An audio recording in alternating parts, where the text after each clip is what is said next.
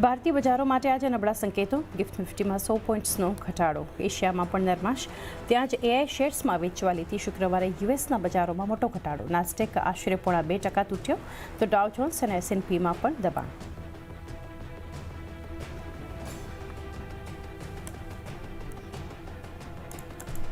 Russia Ukraine વચ્ચે શાંતિ કરારની આશા વધી. ઝેલેન્સ્કીએ છોડી નાટો મેમ્બરશિપની જીત.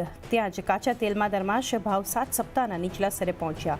$61 નજીક બ્રેન્ટ, તો સોનામાં 7 સપ્તાહના ઉપલા સ્તરે કારોબાર. જોકે ચાંદીમાં જોવા મળી નફા વસૂલી.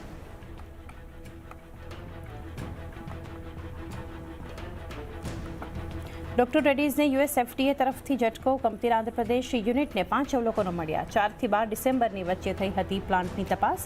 ત્યાં જ ઓરોબિંદો ફાર્માના તેલંગાણા યુનિટને પણ મળ્યા 3 અવલોકનો.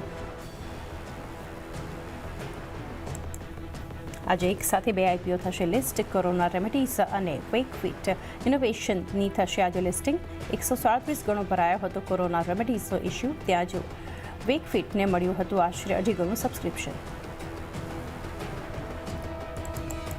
નવેમ્બરમાં રિટેલ મોંઘવારી 0.25%થી વધી 0.71% થઈ. ખાદ્ય મોંઘવારી દરમાં પણ વધારો. શાકભાજી, દાળ અને ફ્યુઅલની કિંમતો વધવાની જોવા મળી અસર.